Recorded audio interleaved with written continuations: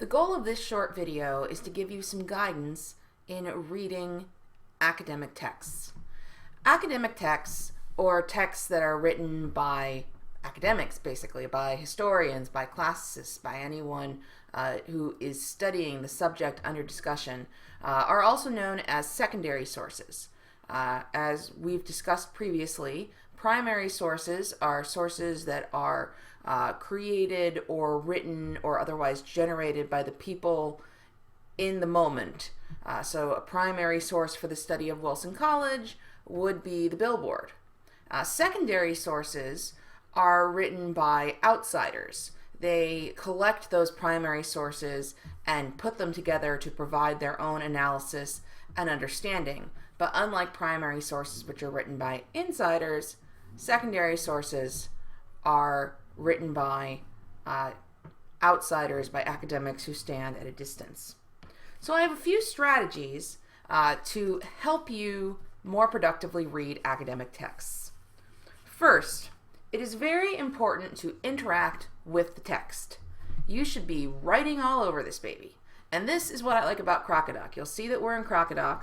So in Crocodoc, we can very easily mark up our text, we can mark up our margins, and even better yet, you can see what I and your classmates have marked, which might get you thinking about the text a little bit more.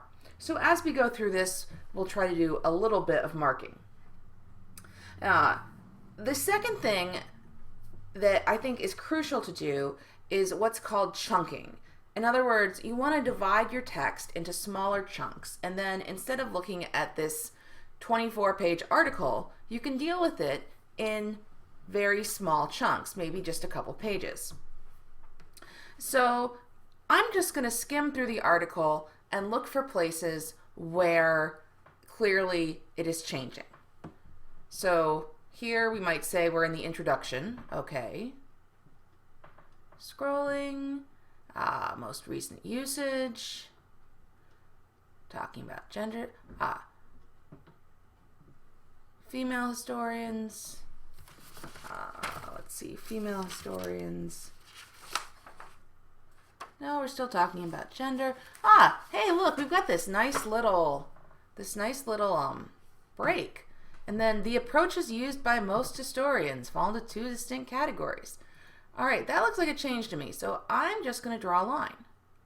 And that's going to indicate to me that this is a new chunk. All right, so now within this chunk here, I'm going to use blue. So we're talking about approaches. That's a really bad line, and I apologize for that. Okay, gender is a synonym for women. And so then I might even add in here, gender equals women. And then I might say, but does it really? Because gender also talks about men, right? So even if gender has been used as a synonym for women, should it be? All right, so I'm going to keep scrolling. Descriptive uses of gender. Some historians were aware. All right, feminist historians have, we're still in comment. We want to go back to draw. Feminist historians have employed a variety of approaches. All right, so now we're going to talk about feminist historians. I'm going to keep scrolling. Patriarchy, reproduction, there's a patriarchy. Hey, look, Marxist feminists. All right, so there's another break. Marxist feminists. Keep scrolling, I'll deal with them later. Keep scrolling. Oh, and here we have a big break again. Psychoanalytic theories. All right, so now we know they're talking about psychoanalytic theories.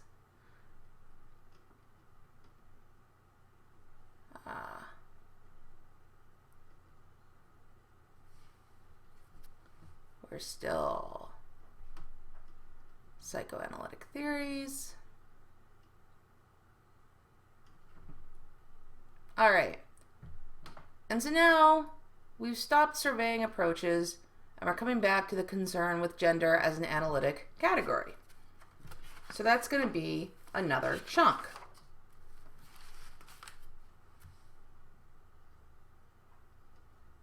Now, as I'm skimming, I see, now, unfortunately, the highlight tool doesn't seem to be working very well.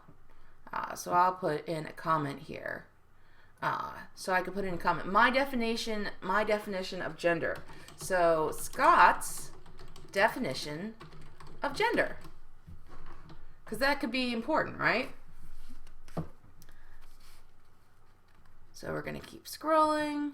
Some scholars, the fourth aspect, the first part of my definition. And then, now I want to draw again. Now we're going to go in, she's giving us some examples of the way that gender can be used.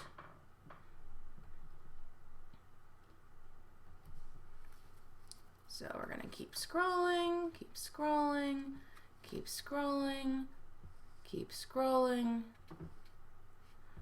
And that's it. So now if we go back, we've got 5 or 6 chunks that we can work on, each of which are smaller and more manageable. So that's going to help you to focus. As well, when you're reading, you want to be asking questions of the text. You want to be highlighting or creating comments or drawing on the text things that you think are important or things that you have questions about. I do my best to read through all of your comments and questions on a regular basis, but especially with a full class, it is easy for me to miss things. So I would encourage you to, if you have questions or comments that you think are especially interesting, post them on the discussion board. And that way we can bring the text into our other discussions. Sometimes I'll see a thread where you all are talking to one another and then I'll post it on the discussion board. But I know that I don't catch all of the really good comments. So please, try to make that jump. All right, so we've talked about interacting with the text. We've talked about chunking. All right. You want to look for the thesis statement. It might even be helpful to summarize the argument in the margins. We want to look through and look for keywords that are going to say, this is what the article is going to tell me about. So, let's see. So first we're defining gender. We're still defining gender. We're still defining gender.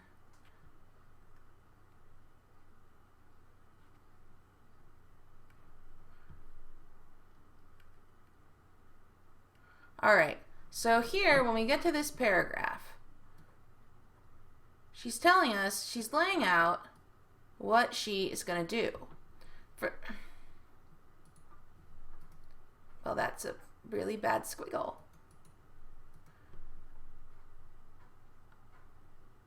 Okay, I'm just leaving it. For the most part, the attempts of historians to theorize about gender have remained within traditional social scientific frameworks, using long-stand formulations that provide universal causal explanations. These theories have been limited at best because they tend to contain reductive or overly simple generalizations that undercut not only history's disciplinary sense of the complexity of social causation, but also feminist commitments to analyses that will lead to change. A review of these theories will expose their limits and make it possible to propose an alternative approach. So Scott has identified a problem. She's saying the approaches that have been used are limited, and this is why I don't think they really solve the problem. And then she's saying, I'm going to review these theories, I'm going to critique them and point out what their limits are, and then I'm going to propose an alternative approach. And of course, we marked where that alternative approach started to appear towards the end. As you read, you want to look in each paragraph, look for topic sentences, look for key words. Often, if you read just the first couple sentences of a paragraph, you can kind of read through and just read the first sentence and create an outline of what's going on. So here, the approaches used by historians fall in two distinct categories. Okay, so we're going to have two categories of the approaches. All right, next paragraph. In its simplest recent usage, gender is a synonym for women. Okay, so she's going to talk about gender being a synonym for women.